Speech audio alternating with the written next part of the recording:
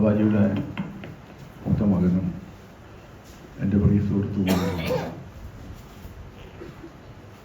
അതുപോലെ തന്നെ നമ്മുടെ വേദിയിലുള്ള ഹരിദാസനടക്കം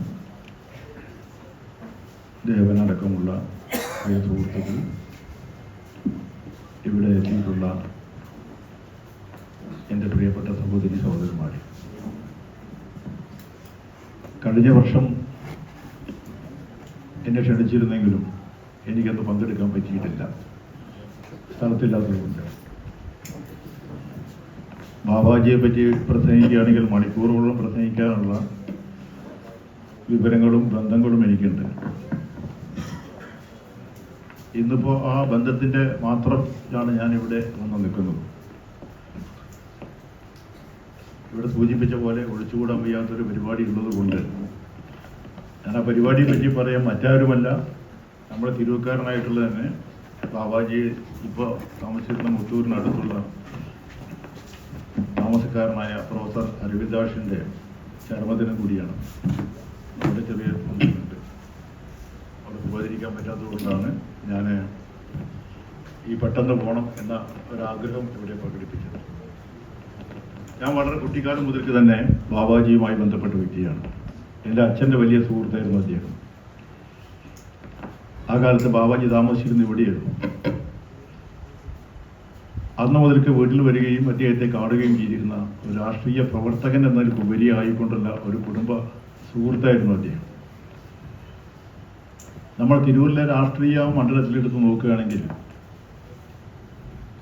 ബാബാജിയുടെ സംഭാവന ഇവിടെ സ്വാഗത പ്രാസംഗം സൂചിപ്പിച്ച പോലെ ഞാൻ പലപ്പോഴും ആലോചിച്ചിട്ടുണ്ട്.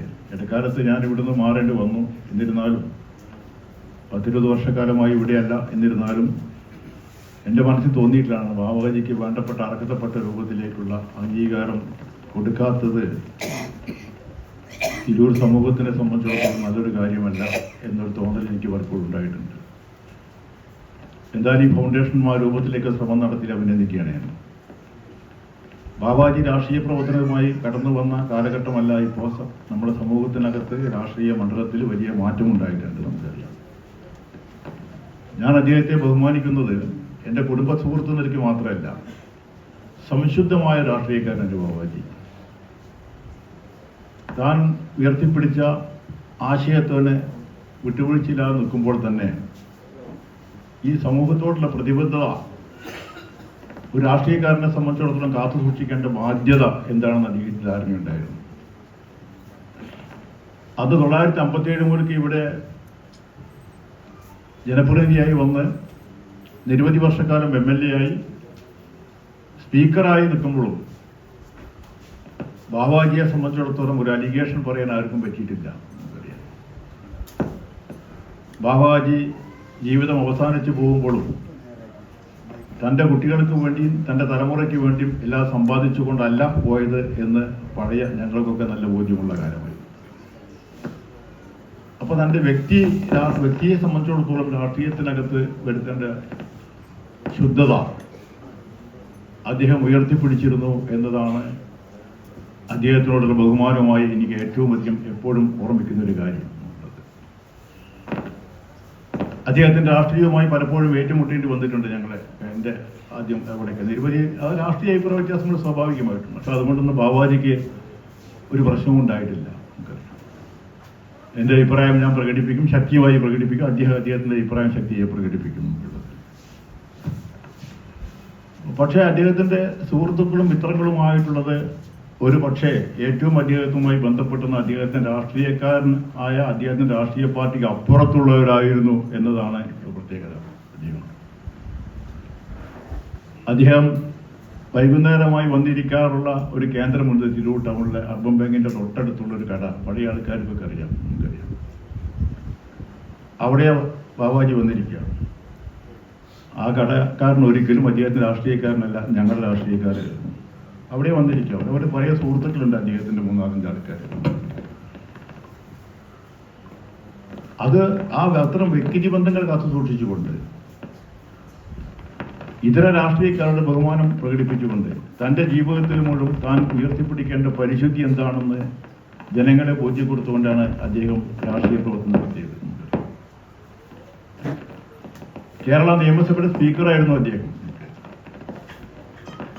ഇന്നത്തെക്കാളും അധികം മാന്യതയും ഇന്നത്തെക്കാളും അധികം അത് സമൂഹത്തിന് കൊടുത്ത അംഗീകാരമുള്ള കാലഘട്ടത്തിലാണ് അദ്ദേഹം ആദ്യമായിട്ട് MLA ആയിട്ട് വരുന്നത് ഇവിടെ.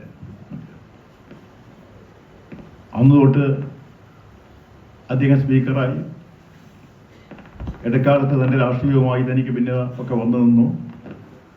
അവസാന കാലത്ത് അദ്ദേഹം മരിക്കുമ്പോൾ അതിലും ചെറിയൊരു പങ്ക് വഹിക്കാൻ കഴിഞ്ഞിട്ടുള്ള ഒരു വ്യക്തിയാണ് അദ്ദേഹത്തിൻ്റെ സ്ഥാനം കിട്ടുന്നതിന് വേണ്ടിയിട്ടുള്ളത് എന്നൊരു അഭിമാനം എൻ്റെ മനസ്സിലുണ്ട്. അദ്ദേഹത്തിൻ്റെ വഖഫ് ബോർഡിലെ കേന്ദ്ര വഖഫ് ബോർഡിലെ അംഗമായി സത്യപ്രതിജ്ഞ ചെയ്ത് കേരള ഹൗസിൽ മടങ്ങി വന്ന് അവിടെയാണ് അദ്ദേഹം ഹൃദയസ്തംഭനം മൂലം മരിക്കുന്നത്. ഈ സത്യപ്രതിജ്ഞ ചെയ്തതിന് ശേഷം അദ്ദേഹം എന്നോട് ഒരുപക്ഷെ അവസാനമായി വിളിച്ചത് എന്നോടായിരിക്കുമെന്നാണ്, തൻ്റെ കുടുംബക്കാരോട് വിളിച്ച ശേഷം എന്നോടായിരിക്കുമെന്നാണ് എനിക്ക് തോന്നുന്നത്. അത്രയും ആത്മബന്ധത്തോടു കൂടിയാണ് അദ്ദേഹം പിരിഞ്ഞു പോയിട്ടുള്ളത്. അപ്പം അതുകൊണ്ടാണ് ഞാൻ ആദ്യം പറഞ്ഞത്, ഒരുപാട് കഥകൾ അദ്ദേഹത്തെ സംബന്ധിച്ച് പറയാൻ എനിക്കുണ്ടാവും. എൻ്റെ വിവാഹത്തിന് ഞാനിപ്പോൾ അടുത്ത ദിവസം അതുകൊണ്ടും ഓർമ്മിച്ചു ഇതിനെ ക്ഷണിച്ചപ്പോൾ. കഴിഞ്ഞ നിയമസഭയ്ക്കകത്ത് അസംബ്ലിയിൽ ഞാൻ പ്രസംഗിക്കുമ്പോഴും ഞാനത് സൂചിപ്പിച്ചിരുന്നു ഈ കാര്യം. കഴിഞ്ഞ എൻ്റെ നിയമസഭാ പ്രസംഗത്തിനകത്ത് എൻ്റെ വിവാഹത്തിന് മാല എടുത്തു തന്നത് ബാവാജിയായിരുന്നു. അന്നൊരു പ്രത്യേകത ഉണ്ടായി എന്നെ സംബന്ധിച്ചിടത്തോളം. ദശകങ്ങൾക്ക് മുമ്പാണ്, ഇപ്പോഴല്ല. ഇപ്പോഴത്തെ കാലഘട്ടത്തിലല്ല. അതിൽ അന്ന്